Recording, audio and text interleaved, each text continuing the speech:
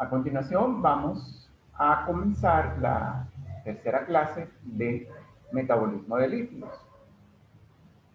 Se recuerdan de la clase pasada, vimos digestión de los lípidos, vimos cómo esas macromoléculas de lípidos se transformaban en moléculas más pequeñas que posteriormente iban a constituir o a formar parte de las denominadas lipoproteínas. ¿Qué vamos a ver en esta clase? Vamos a ver lo que sucede en el periodo postprandial, es decir, después que comemos, hay síntesis de ácidos grasos, fosfolípidos y triacilglicéridos. Y vamos a ver parte de lo que sucede en ayuno, es la beta-oxidación de los ácidos grasos. La beta-oxidación de los ácidos grasos no es más que la degradación de ácidos grasos a moléculas más pequeñas para la obtención de energía, algo semejante a lo que ustedes vieron en glicólisis, en donde una molécula de glucosa se degradaba y se obtenía energía en forma de ATP. Entonces, vamos a comenzar a ver el metabolismo de los lípidos durante el periodo absortivo, es decir, qué sucede específicamente o justamente después que comemos. Después que comemos, puede haber síntesis de ácidos grasos, de fosfolípidos y de triacilglicéridos. Para comenzar cualquier ruta metabólica, tenemos que ubicarnos en el órgano o los órganos en donde se llevan a cabo estas rutas metabólicas y la parte de la célula o las partes de la célula en donde se llevan a cabo dichas rutas. La síntesis de ácidos grasos se lleva a cabo principalmente en el hígado y en la glándula mamaria de mujeres lactantes, mientras que secundariamente se lleva a cabo en el tejido adiposo, pero solamente, y como veremos posteriormente, en el periodo postprandial. También se lleva a cabo en el riñón y en las glándulas sebáceas. Todo esto va a ocurrir en el citosol. Los órganos lipogénicos van a variar según la especie animal. Así tenemos que en humanos y roedores el principal órgano es el hígado, seguido del tejido adiposo, dentro de lo que se incluye la glándula mamaria de las mujeres que están en periodo de lactancia. Por lo contrario, por ejemplo, en los perros y en los gatos es el tejido adiposo el órgano que por excelencia se encarga de la síntesis de ácidos grasos en mayor proporción que el hígado y la glándula mamaria. Vamos a ver entonces, paso a paso, vamos a seguir paso a paso, cómo se sintetiza un ácido graso de 16 átomos de carbono. ¿Y por qué decimos de 16 átomos de carbono? Porque la enzima principal que se encarga de sintetizar los ácidos grasos tiene la capacidad de añadir residuos sucesivos de 2 átomos de carbono a una cadena naciente hasta llegar a los 16 átomos de carbono. Una vez que se forma una cadena de 16 átomos de carbono, esta cadena puede sufrir modificaciones, continuar su elongación, pero por otros sistemas enzimáticos. Entonces vamos a tener presente que queremos sintetizar una molécula de ácido graso de 16 átomos de carbono, añadiendo moléculas de acetilo. ¿Cuántos carbonos tiene el acetilo? 2 carbonos. Entonces vamos a ir añadiendo residuos acetilo, es decir, residuos de 2 átomos de carbono, a esta cadena naciente hasta llegar a una cadena de 16 átomos de carbono. Ahora, ¿qué necesitamos para la síntesis de los ácidos grasos? Acetil-CoA y NADPH. ¿De dónde proviene el acetil-CoA? En líneas generales, y no estoy hablando específicamente de la síntesis de ácidos grasos, el acetil-CoA se puede obtener por la acción de la piruvato deshidrogenasa, como ustedes vieron en la clase de glicólisis. El piruvato, por acción de la piruvato deshidrogenasa, se transforma en acetil-CoA. También en el catabolismo de los ácidos grasos se degradan hasta originar acetil-CoA. También por el catabolismo de los cuerpos cetónicos, que veremos en la clase que viene, que son esos cuerpos cetónicos, o también por el catabolismo de aminoácidos cetogénicos. Ustedes recuerdan que los aminoácidos estaban formados por un esqueleto carbonado cuyo extremo tenía un grupo amino y un grupo carboxilo. Entonces, en ese esqueleto carbonado podemos conseguir átomos que pueden dar origen a cuerpos cetóricos y por lo tanto acetilcoenzima. Ahora, después que comemos, ¿cuáles son las principales fuentes de carbono para la lipogénesis humana? Como sabemos, en la dieta podemos ingerir carbohidratos, lípidos y proteínas. La principal fuente de carbohidratos es el almidón, seguido de la sacarosa, que como sabemos es el azúcar común. Este almidón se degrada, forma glucosa, que origina a su vez la triosa fosfato.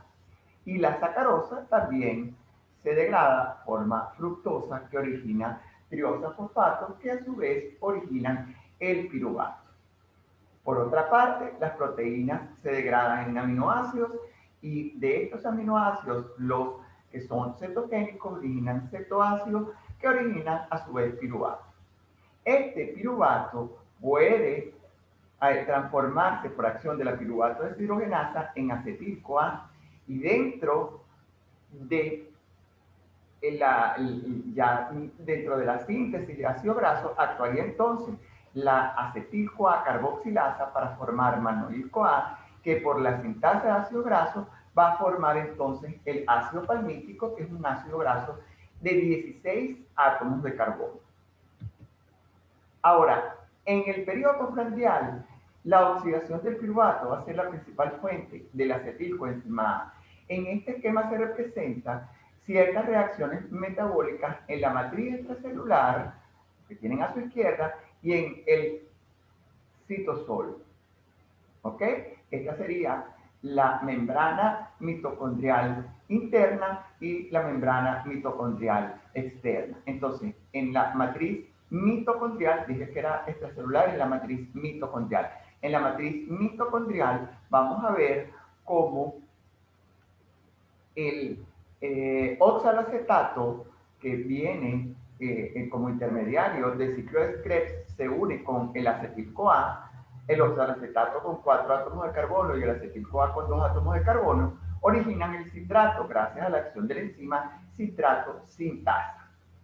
Cuando hay un exceso de citrato, porque hemos comido mucho, parte de este citrato atraviesa la membrana mitocondrial interna a través de un transportador y luego sale por la membrana mitocondrial externa al citosol. En el citosol, este citrato, por acción de la citrato liasa, va a originar nuevamente oxaloacetato, que tiene 4 átomos de carbono, más acetil-CoA, que tiene 2 átomos de carbono. Y sorpresa, este acetil-CoA que se origina acá va entonces hacia la síntesis de ácidos grasos.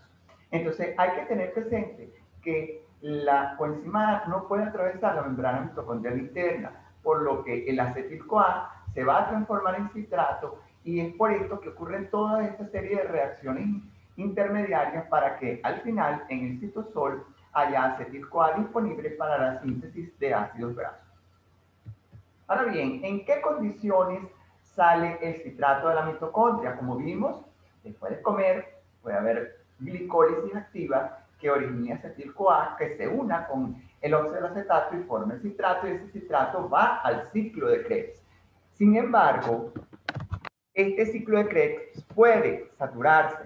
Entonces, aumenta citrato en la mitocondria que no puede continuar en el ciclo de Krebs porque la isocitrato deshidrogenasa, que es una enzima perteneciente al ciclo de Krebs, se inhibe por ATP. ¿Por qué se inhibe por ATP? Precisamente porque estamos en un periodo postprandial, está activo el ciclo de Krebs, se genera mucho ATP y este ATP inhibe la isocitrato deshidrogenasa para que el ciclo de Krebs no continúe.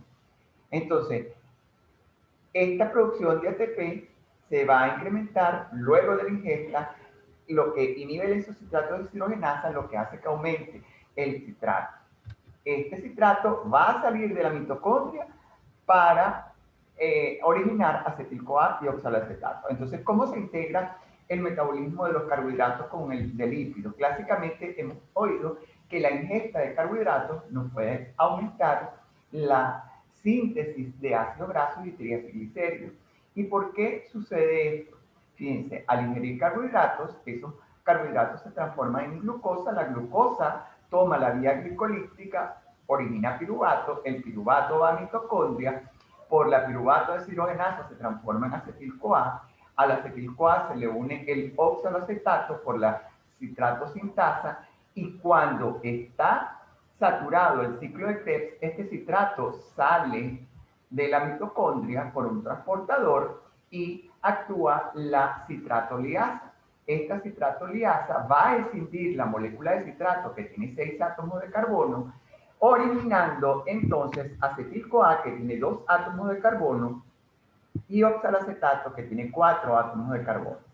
Luego actúa la malato deshidrogenasa utilizando entonces NADH, que se transforma en NAD, para originar malato.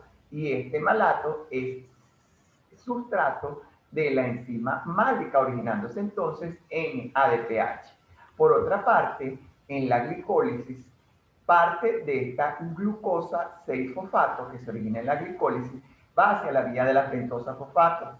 Y en la vía de la pentosa fosfato, si recuerdan del metabolismo de carbohidratos, se genera NADPH. ¿Ok? Este NADPH de la vía de las pentosas junto con el de la enzima málica va a ser necesario para la vía de la síntesis de ácidos grasos. Entonces, el acetil-CoA que se había formado por el citrato que salió de la mitocondria se une a una molécula de CO2 gracias a la acción de la acetil-CoA carboxilasa, esta AAC, para formar malonil-CoA que tiene 3 átomos de carbono. Este malonil-CoA entra en la síntesis de ácidos grasos gracias a la acción de la sintasa de ácidos grasos y se van añadiendo unidades acetilo hasta formar el ácido palmítico que tiene 16 átomos de carbono. ¿Cuáles son entonces, en resumen, las fuentes de NADPH que utiliza la síntesis de ácidos grasos? El NADPH producido por acción de la enzima málica que transforma el malato en piruvato más CO2, fíjense que pasa NADP a NADPH y se origina piruvato más CO2, y la vía de las pentosas fosfatos en donde se genera moléculas de NADPH. Una vez comprendido esto, entonces vamos a ver la primera reacción en la síntesis de ácidos grasos, que es la condensación del acetil-CoA, que recuerda que tiene 2 átomos de carbono, más el CO2, que sería un átomo de carbono, para formar el malonil-CoA, que tiene 3 átomos de carbono. ¿Ok? Esta reacción se lleva a cabo por acción de una enzima que se llama acetil-CoA carboxilasa. Como su nombre lo indica, ella va a carboxilar el acetilo para formar el malonil-CoA. Esta reacción, como una reacción de síntesis, al ser una reacción de síntesis, utiliza ATP. Este ADP se hidroliza, el ATP se hidroliza, forma ADP más pirofosfato y se forma entonces el malonil-CoA. Como esta es la primera enzima de la reacción de síntesis de ácidos grasos, esta reacción es clave y debe entonces ser finamente regulada. Entonces vamos a ver a continuación las características de la enzima acetil-CoA carboxilasa para luego ver cómo se regula esta enzima. Esta enzima tiene en su parte central una proteína transportadora de biotina, un brazo biotin carboxilasa y un brazo de transcarboxilasa. Entonces, el CO2 se une a la biotina en el brazo de biotin carboxilasa, la biotina se carboxila y transfiere su grupo carboxilo a la proteína transportadora de carboxilo, quien luego va a añadir el grupo carboxilo a una molécula de acetilcoenzima A que tiene 2 átomos de carbono más la coenzima A para formar el malonil-CoA.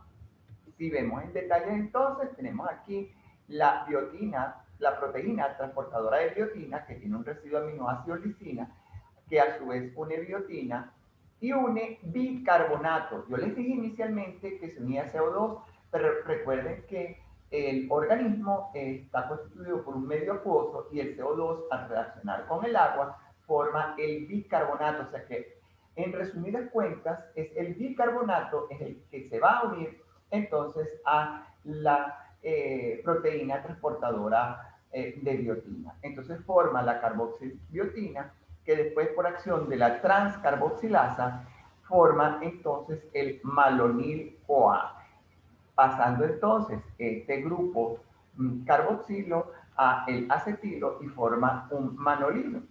¿Ok? Manolil-CoA porque está enlazado a una coenzima A. Como les dije inicialmente, esta enzima acetil-CoA carboxilasa debe ser finamente regulada. Existen diversos mecanismos para la regulación de la acetil-CoA carboxilasa. En este sentido, tenemos que el citrato y el manolil-CoA y palmitoil-CoA pueden regular la actividad de la acetil-CoA carboxilasa. ¿De qué manera? Originalmente, la acetil-CoA carboxilasa se encuentra en forma de protómero inactivo. En exceso de citrato se favorece la polimerización de estos protómeros para formar un polímero que va a estar activo. Por eso decimos que el citrato puede actuar entonces como un modulador alostérico heterotrófico positivo, mientras que el malonil-CoA y el palmitoil-CoA van a inhibir esta polimerización de la acetil-CoA carboxilasa. Y esto tiene lógica porque si ya se sintetizó suficiente malonil-CoA y palmitoil-CoA, que era lo que en última instancia queríamos fabricar, ¿para qué queremos más? Entonces, una vez que se sintetiza una molécula de ácido graso de 16 átomos de carbono, este mismo producto inhibe entonces a la acetil-CoA carboxilasa. También tenemos que existe un control hormonal de la actividad de la acetil-CoA carboxilasa. En este sentido, cuando acabamos de comer, se libera insulina. Esta insulina va a activar diferentes cascadas de señalización que en última instancia activan a una proteínfosfatasa. Esta proteínfosfatasa, como su nombre lo indica, va a desfosforilar a ciertas proteínas como la acetil-CoA carboxilasa. Entonces, la acetil-CoA carboxilasa, cuando estamos en ayuno, se encuentra fosforilada, pero luego de comer se activa la proteínfosfatasa gracias a la acción de la insulina y se libera el grupo fosfato y se origina entonces una acetil-CoA carboxilasa que va a estar desfosforilada y al estar desfosforilada va a estar activa. Luego, en periodo de ayuno, va a actuar el glucagón y la epinefrina, que en última instancia van a activar una proteína quinasa A. Esta proteína quinasa A va a fosforilar a la acetil-CoA carboxilasa para transformarla en inactiva, porque ya no nos conviene que se siga sintetizando ácido graso, sino por el contrario, nos conviene que sea degradado este ácido graso. Ok, sintetizamos una molécula de 3 átomos de carbono, el manolil-CoA, y este manolil-CoA va a entrar en la sintasa, o el complejo, mejor dicho, de la sintasa de ácidos grasos. Existen dos complejos de sintasa de ácidos grasos, el 1 y el 2. La sintasa de ácidos grasos 1 es la que actúa en la síntesis de ácidos grasos del mamífero. Se caracteriza por ser una proteína larga y multifuncional, es decir, que lleva a cabo varias funciones.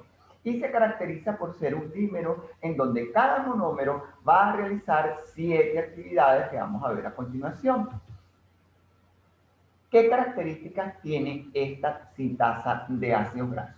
Primero, es un dímero en donde cada monómero realiza diferentes actividades. Segundo, cada monómero tiene un dominio que enlaza una molécula de 4-fosfopantoteína. ¿Ok?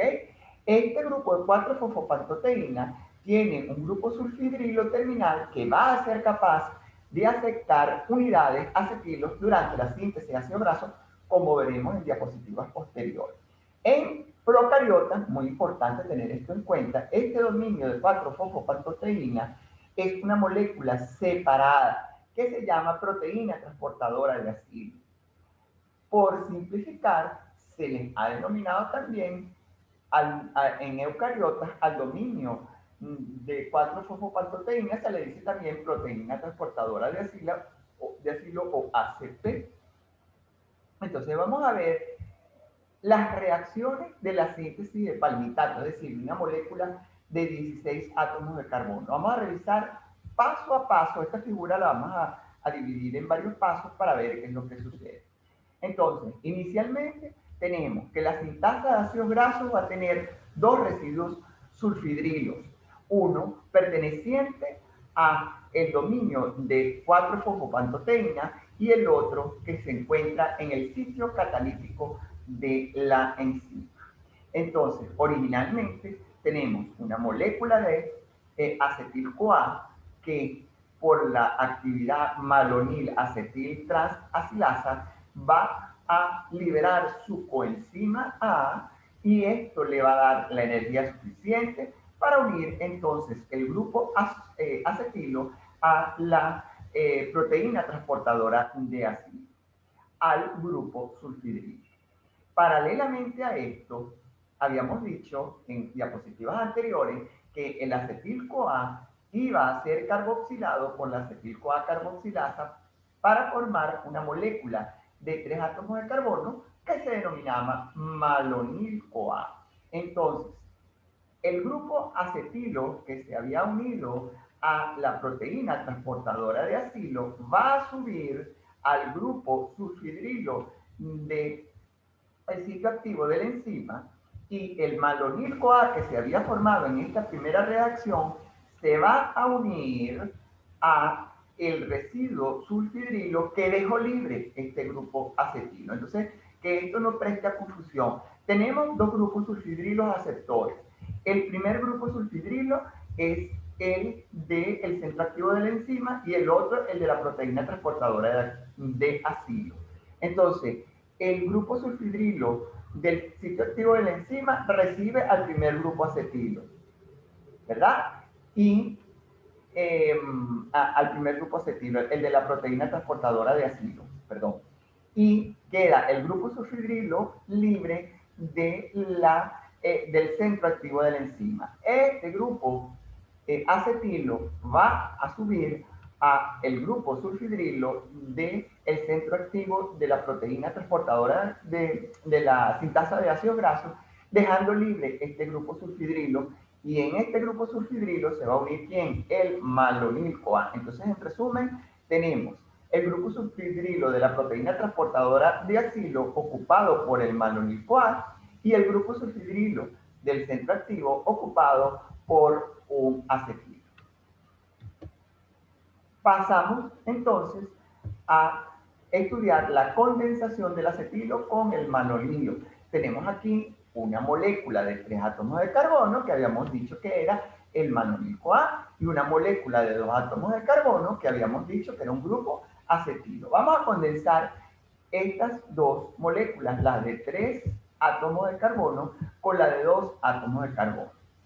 Para ello es necesario liberar una molécula de CO2 y por acción entonces de la 3-cetoacil sintasa, que recuérdense que esta no es más que una actividad del complejo multifuncional de la sintasa de ácidos grasos. Entonces, la 3-cetoacetil sintasa va a liberar este CO2 y va a fusionar el acetilo con el otro acetilo que quedó del malonil-CoA para formar este compuesto de 4 átomos de carbono. La descarboxilación del malonilo provee de energía, como le había dicho antes, para que se dé la reacción. Este CO2 que se libera de aquí hace más fácil, desde el punto de vista energético, la unión de este acetilo con este acetilo. Ok, entonces tenemos que luego que se forma este compuesto, ¿verdad? Que habíamos visto que se formaba este compuesto de 4 átomos de carbono, 1, 2, 3 y 4 átomos de carbono, que sería este,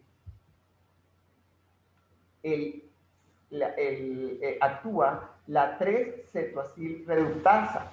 ¿Qué hace la 3-cetoacil reductasa? Como su nombre le indica, va a añadir equivalentes de reducción. ¿De dónde? Del NADPH. ¿Y de dónde viene ese NADPH? Como lo vimos en diapositivas anteriores, viene de la vía de la pentosafosfato y de la enzima málica. Entonces, se añaden equivalentes de reducción, que serían estos hidrogeniones de acá.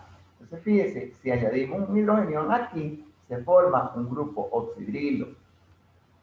Entonces tenemos que se pierde este doble enlace, se forma un enlace simple, ¿verdad? Y nos queda el 3-hidroxiacil-ACP, que por acción de una deshidratasa, ¿verdad? ¿Qué quiere decir que sea deshidratasa? Que libera una molécula de agua, se pierde una molécula de agua y queda el 2,3-enoil-ACP. Fíjense, se perdió una molécula de agua, el agua tiene 2 hidrógenos y un oxígeno, quitamos los 2 hidrógenos y este oxígeno y nos queda nuevamente aquí un doble enlace y ya no tenemos oxígeno. Se forma el 2,3-enoil-ACP, que por la enoil reductasa, entonces va a formar el butiril-ACP. Esta enoil reductasa va a tener el mismo mecanismo de acción que la 3-cetosil reductasa, es decir, que ella va a utilizar los equivalentes de reducción transportados por el NADPH generados en la vía de la pentosa y de la acción de la enzima málica para formar entonces el butiril ACP. Entonces hemos formado una molécula de 4 átomos de carbono. Esta molécula de 4 átomos de carbono posteriormente va a ser transferido a el grupo sulfidrilo del sitio activo de la enzima y el ciclo se va a repetir 7 veces. Es decir, se van a añadir 7 veces grupos acetilo a esta molécula que ya tiene 4 átomos de carbono, para formar entonces una molécula de 16 átomos de carbono. Aquí tenemos un esquema en donde se ve claramente que se añaden fragmentos de 2 átomos de carbono hasta formar entonces el palmitato. Y vemos cómo van migrando de un grupo sulfidrilo a otro a medida que se va sintetizando la molécula de 16 átomos de carbono que luego va a ser liberada. Entonces, ¿qué es importante de todas estas reacciones? Voy a retroceder un poco acá. ¿Deben saberse todos estos nombres? No necesariamente. Lo importante es que sepan el tipo de reacción que hay, que inicialmente hay una reacción de condensación, es decir, de unión, se unen dos moléculas, ¿verdad? Después una reacción de reducción, de deshidratación y otra de reducción. Eso lo podemos ver resumido aquí. Entonces hay incorporación de un manolil-CoA. Recuerden que el manolil-CoA es una molécula de 3 átomos de carbono que iba a ser sintetizada por la sintasa de ácido graso. Este manolil-CoA va a sufrir reacción de condensación, reducción, deshidratación y reducción. Este ciclo entonces se va a repetir 7 veces, originando palmitato que tiene 16 átomos de carbono. Repasando entonces, recordar, condensación, aquí tenemos acetil-CoA con manolil-CoA, condensación, forma el beta-cetoacil-ACP, superreducción, forma el beta-hidroxiacil-ACP, deshidratación, forma el trans-2-enoil-ACP y reducción va a formar entonces el acil-ACP. El balance energético para la síntesis del palmitato, es decir, de una molécula de ácido graso de 16 átomos de carbono, sería el siguiente. Tenemos 8 moléculas de acetil-CoA. ¿Y por qué son 8 moléculas de acetil-CoA? Porque precisamente queremos fabricar una molécula de 16 átomos de carbono. Y esta molécula de 16 átomos de carbono se forma por la suma de 8 moléculas de 2 átomos de carbono. Entonces, 8 acetil-CoA más 14 NADP. ¿Por qué 14 NADP? Porque el ciclo se repite 7 veces y se requieren 2 NADPH por las dos reacciones de reducción que hay. Más 7 ATP. ¿Estos 7 ATP cuáles son? Los necesarios para que ocurra la reacción de la acetil-CoA carboxilasa, que es la primera enzima que actúa.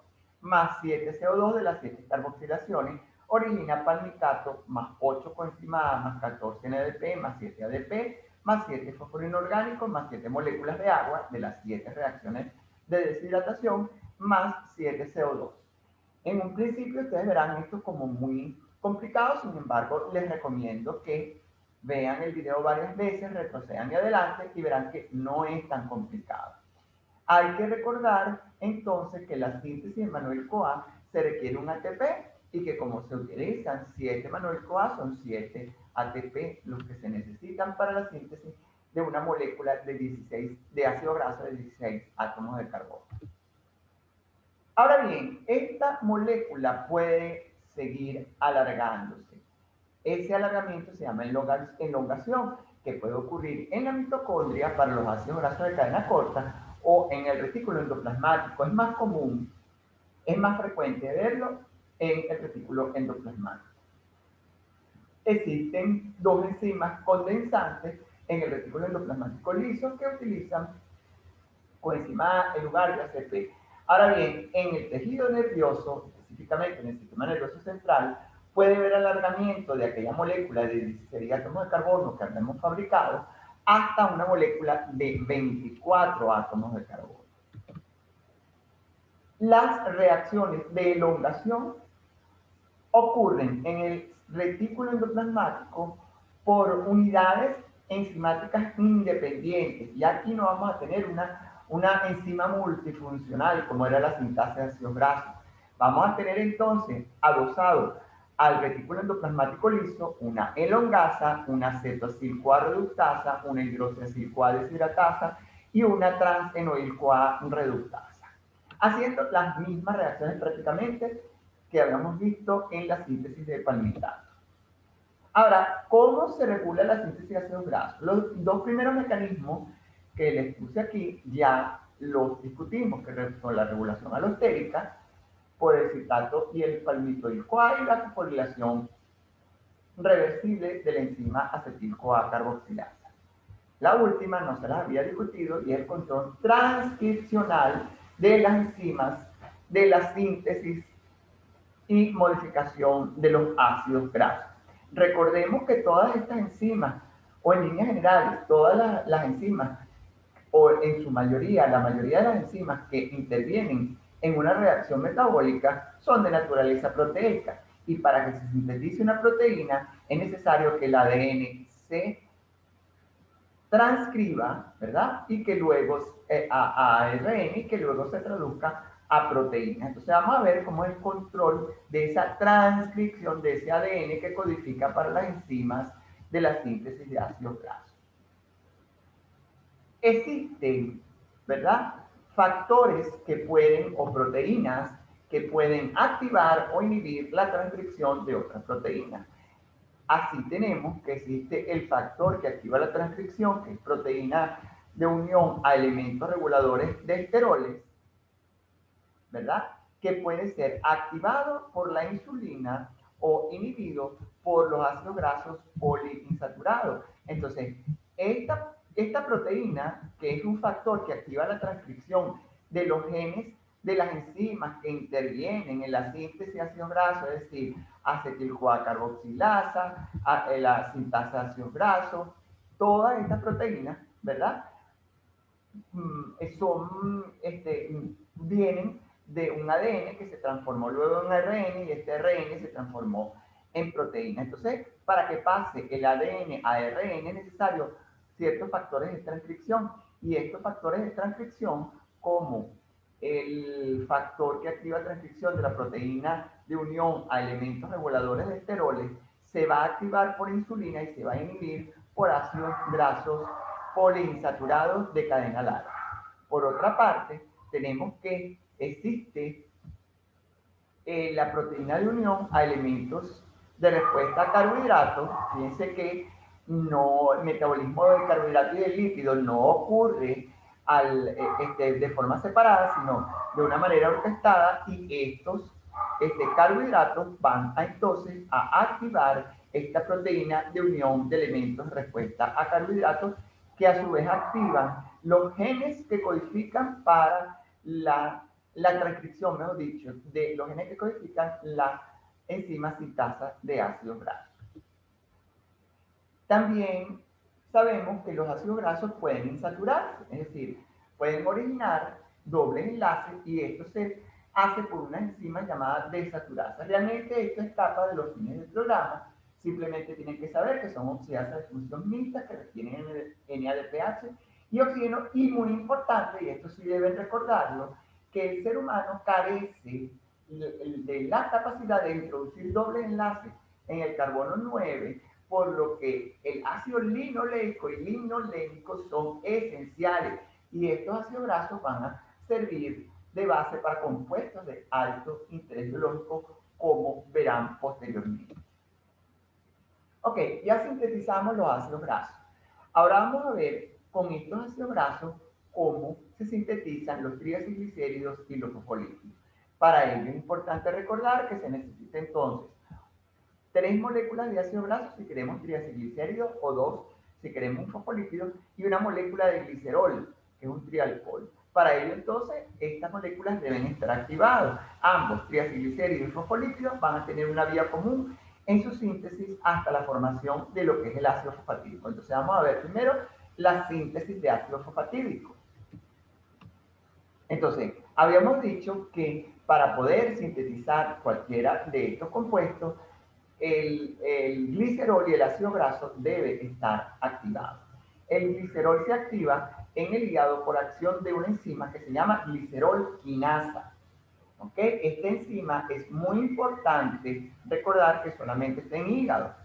Se forma glicerol trifosfato más ADP, mientras que la glicerol trifosfato deshidrogenasa, que se encuentra en el tejido adiposo, hace que la dihidroxicetona fosfato, que es un intermediario de la glicólisis, se transforme en glicerol trifosfato. Es importantísimo recordar que en el tejido adiposo no hay glicerol quinasa y esto hace que la síntesis de ácido graso en este tejido solamente, y pongan mucha atención, solamente sea activa en el periodo postprandial. ¿Por qué? Porque en el periodo postprandial, es decir, después que comemos, es que vamos a tener dihidroxicetona fosfato que va a originar glicerol 3-fosfato. Ya activamos entonces la molécula de glicerol, ahora nos falta activar la molécula de ácido graso. Vamos a ver, antes de ello, vamos a ver los detalles moleculares de la síntesis de glicerol 3-fosfato. La glucosa entra a glicólisis, origina dihidroxicetona fosfato, que por la glicerol 3-fosfato deshidrogenasa origina glicerol 3-fosfato. El glicerol, por acción de la glicerol quinasa en el hígado, origina glicerol 3-fosfato. Entonces ya tenemos a la molécula de glicerol activada. Vamos a ver entonces cómo es la síntesis de ácido graso. Esta síntesis de ácido graso se lleva principalmente en el retículo endoplasmático liso y en menor proporción en la mitocondria. En ella vamos a incorporar a una molécula de glicerol 3-fosfato para fabricar la síntesis de ácido fosfatídico, 2 moléculas de ácido graso, que van a ser esta y esta. Cada una de estas moléculas de ácido graso de cadena larga, en el caso del carbono 1 saturado y el carbono 2 insaturado, debe estar activado. Entonces, actúa la acil-CoA sintasa para formar el acil-CoA graso, que por acción de la aciltransferasa se une entonces al carbono 1, un ácido graso de cadena larga saturada, y por acción de la aciltransferasa 2 se une un segundo ácido graso de cadena larga insaturada, formándose entonces el ácido fosfatídico. Vemos entonces en resumen, tenemos un ácido, un glicerol 3-fosfato en donde carbono 1 y 2 solamente tienen grupos oxidrilos, es sustrato de la aciltransferasa 1 y aciltransferasa 2, que van a cada una a transferir grupos acilos para formar entonces el ácido fosfatídico, que tiene un ácido graso en carbono 1 de cadena larga saturado y en carbono 2 de cadena larga insaturado. ¿Okay? Es importante recordar que esta síntesis de ácido fosfatídico puede llevarse a cabo en el tejido adiposo. Una vez que tenemos el ácido fosfatídico, vamos a partir de este esqueleto carbonado para la síntesis de triacilglicéridos y de fosfolípidos. ¿Cómo será esto? Bueno, tenemos una molécula de ácido fosfatídico que por acción del ácido fosfatídico fosfatasa va a liberar el grupo fosfato y forma el 1,2-diacilglicerol, que posteriormente por acción de una aciltransferasa, que como su nombre le indica, transfiere grupos acilos activados, se le añade un grupo acilo al carbono 3 y, sorpresa, forma el triacilglicerol o el famoso triglicérido, como comúnmente se le denomina.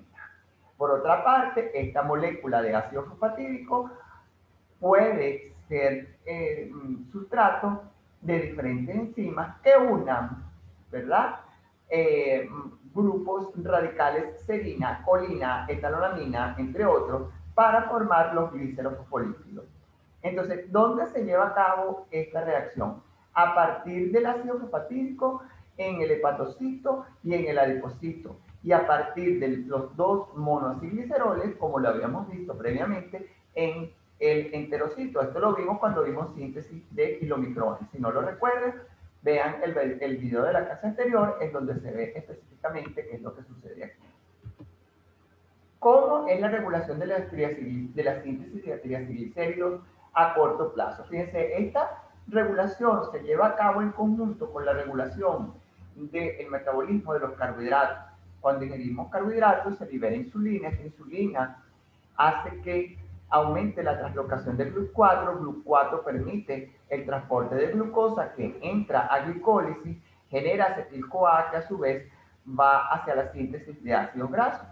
Por otra parte, esta insulina activa a la lipoproteína lipasa que se encuentra en el endotelio vascular, lo que hace que se hidrolicen los triacilglicéridos de la LDL y los kilomicrones, dando entonces así glicerol. Entonces tenemos el glicerol más el ácido graso que se formó por exceso de acetil-CoA, por exceso de glicólisis. Tenemos entonces este ácido graso y este glicerol que pueden ayudar a la síntesis de triacilglicéridos. Además, la acuoporina 9, que es una molécula transportadora de agua y de glicerol, va a permitir entonces el paso de glicerol para la síntesis en el tejido adiposo de triacilglicéridos. El glicerol se fosforila, forma glicerol trifosfato, y este glicerol trifosfato da ácido fosfatídico que después da triacilglicerol.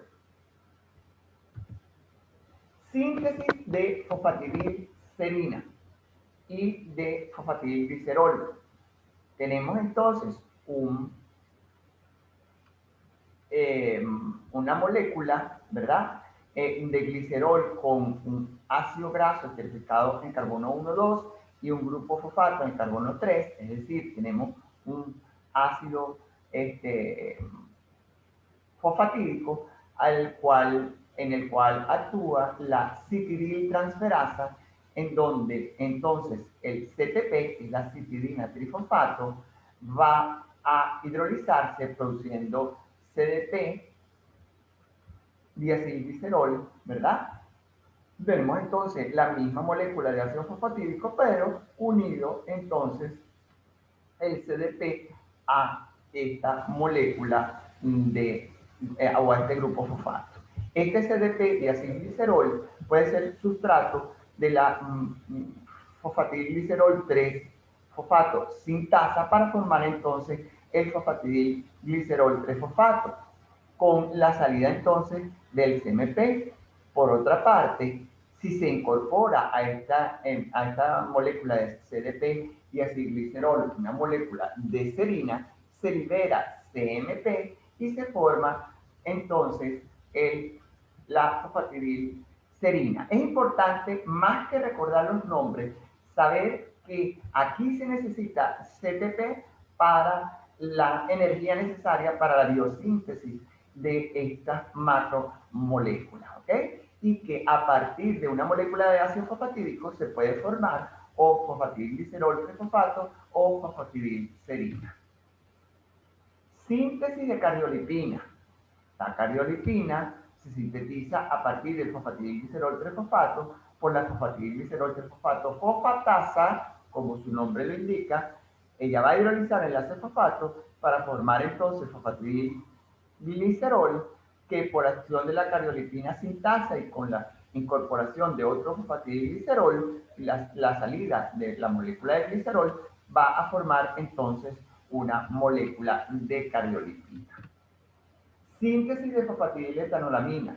La fosfatidilcerina por la fosfatidilcerina descarboxilasa, quien hace que se libere una molécula de CO2, va a formar entonces fosfatidiletoanolamina. Es importante recordar acá que la característica clave funcional de todos estos fosfolípidos es la carga que presentan en su radical. Radical serina tiene una carga positiva aquí, una carga negativa acá, lo que le va a dar cierta polaridad a esta molécula y va a hacer que esta molécula se ubique dentro o fuera de la célula, igual que la fosfatidiletoanolamina.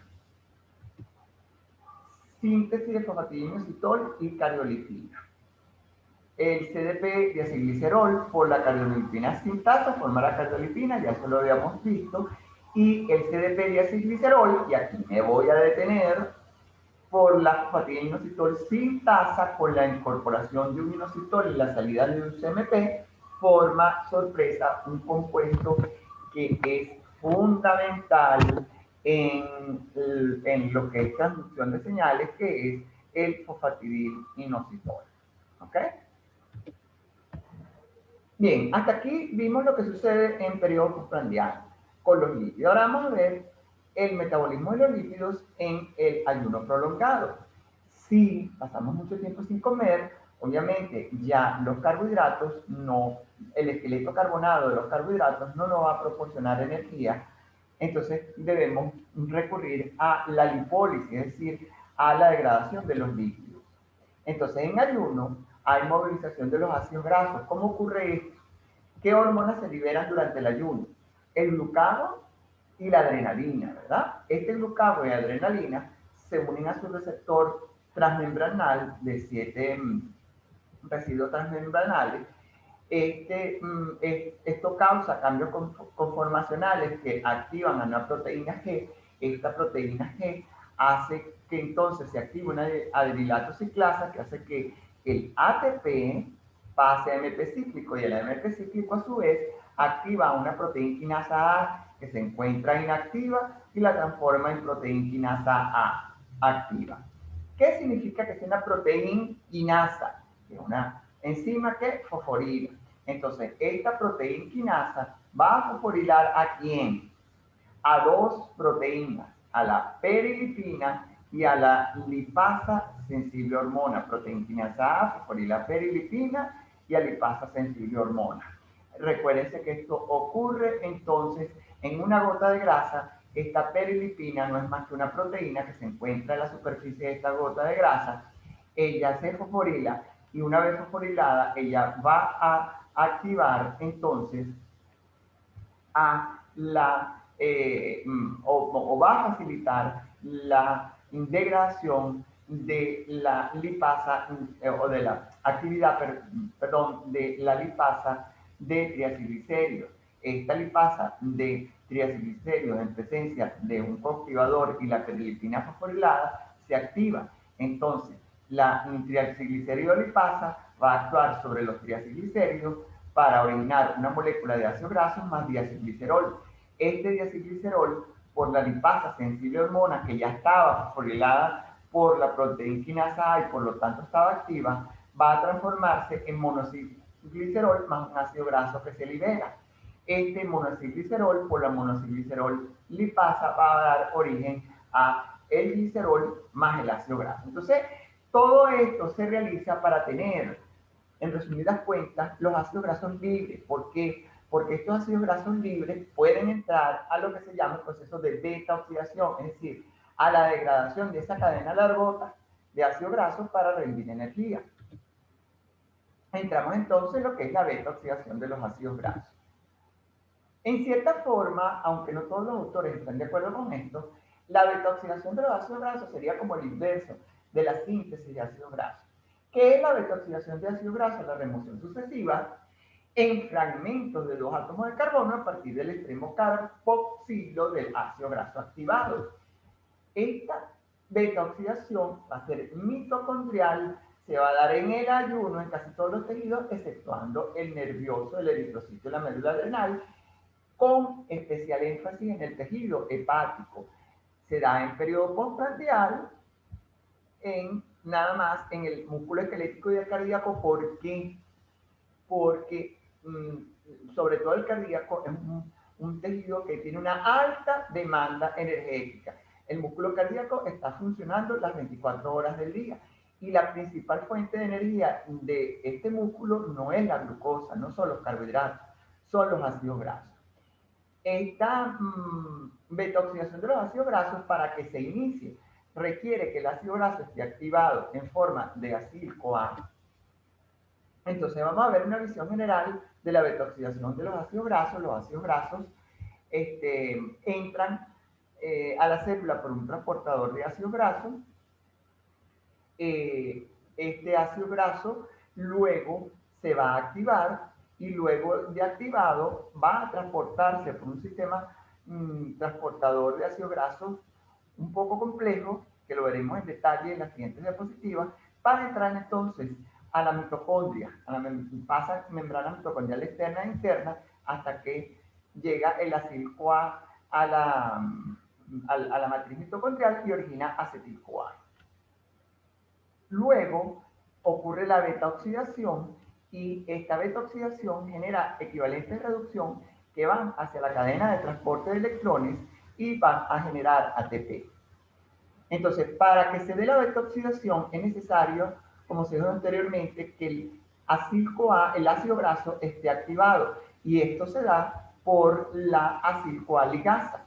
¿Qué hace esta acil-CoA ligasa? Fíjense, tenemos el ácido graso. Este ácido graso en presencia de ATP se va a fusionar, el ATP se hidroliza, origina AMP, que se une a la molécula de ácido graso más pirofosfato. Este punto aquí es clave porque este pirofosfato puede ser hidrolizado. Entonces realmente la energía, aunque se está utilizando un ATP, realmente se necesita la energía de 2 moléculas de ATP porque aquí salió un grupo fosfato y aquí tenemos el otro grupo fosfato. Se forma entonces un acil-adeninato que después va a formar el acil-CoA graso activado. Una vez que tenemos el acil-CoA graso que se encuentra en el citosol, él requiere para la beta-oxidación transportarse hacia el interior de la mitocondria y ello lo hace entonces a través de este sistema de la carnitina aciltransferasa. Vale la pena recordar acá que el transporte de acil-CoA graso a la mitocondria es el paso limitante de la beta-oxidación. Entonces, si limitamos este paso, no se da la beta-oxidación. Existe un compuesto que se llama carnitina, que es un compuesto suiteriónico derivado del aminoácido lisina, que debemos tener presente acá. ¿Por qué? Porque este ácido graso en forma de acil-CoA, que atraviesa libremente la membrana mitocondrial externa, al llegar al espacio intermembrana, él no puede atravesar como tal la membrana mitocondrial interna y requiere entonces de la carnitina aciltransferasa 1. ¿Qué hace esta carnitina aciltransferasa 1? Hace que se una carnitina y se libere el coenzima del acil-CoA para formar entonces la acilcarnitina. Esta acilcarnitina sí puede atravesar la membrana mitocondrial interna por una proteína transportadora de acilo y se forma entonces esta acilcarnitina que por la acilcarnitina aciltransferasa 2 va a liberar entonces la carnitina más el acil-CoA graso, que entonces al fin es el que va a entrar en la beta-oxidación de los ácidos grasos. Primera reacción de la beta-oxidación de los ácidos grasos. Recuerden que lo que vamos a hacer aquí es remover segmentos de 2 átomos de carbono para generar energía. Entonces, la primera reacción es la deshidrogenación ligada al FAD. Y esto se hace gracias a la acción de la acil-CoA deshidrogenasa. Tenemos una molécula de 16 átomos de carbono, que es el palmitoid-CoA, por acción de la acil-CoA deshidrogenasa, con el uso del FAD, que se transforma en FADH2 porque se transfieren equivalentes de reducción del palmitoil-CoA al FAD, se forma FADH2 más el trans delta 2 enoil-CoA. Fíjense que esta molécula perdió los dos hidrogeniones. Al perder los dos hidrogeniones, se transforma en el delta 2 del trans delta 2 enoil-CoA. Fíjense que aquí hay un doble enlace que anteriormente no estaba porque se perdieron dos átomos de carbono. Entonces el FAD se transforma en FADH2. Esto es importante recordarlo porque este FADH2, ¿para dónde puede ir? Para la cadena de transporte de electrones y generar energía. Entonces ya aquí, apenas en la primera reacción, ya estamos viendo los frutos de la beta-oxidación de los ácidos grasos. Luego ocurre una reacción de hidratación, es decir, la incorporación de una molécula de agua. El transdelta 2 enoil-CoA, por incorporación de una molécula de agua, va a originar entonces el L-beta hidroxiacil-CoA. Por la enoil-CoA hidratasa, fíjense que entra una molécula de agua, al entrar dos hidrógenos y un oxígeno, se origina entonces estas modificaciones. Fíjense que aquí hay un solo hidrógeno, aquí hay dos hidrógenos, aquí hay un hidrógeno, aquí hay un oxidrilo. Vemos claramente cómo se originó o cómo se incorporó, mejor dicho, la molécula de agua. ¿Es necesario aprenderse estos nombres de memoria? No. Lo que es necesario es entender la reacción, que aquí hay una reacción de hidratación. Posteriormente, hay una deshidrogenación ligada al NAD.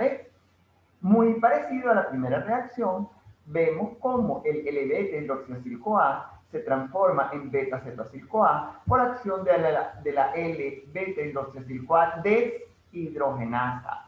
Este es otro punto clave acá, porque el NAD va a tomar equivalente de reducción del L-beta hidroxiacil-CoA para transformarse en NADH más cetoacil-CoA. Este NADH, ¿para dónde va? También para la cadena de transporte de electrones. Entonces, mucho cuidado con esto. La primera reacción generó FADH2. La tercera reacción generó NADH. Entonces ahí vamos viendo ya el queso a la tostada, ¿verdad?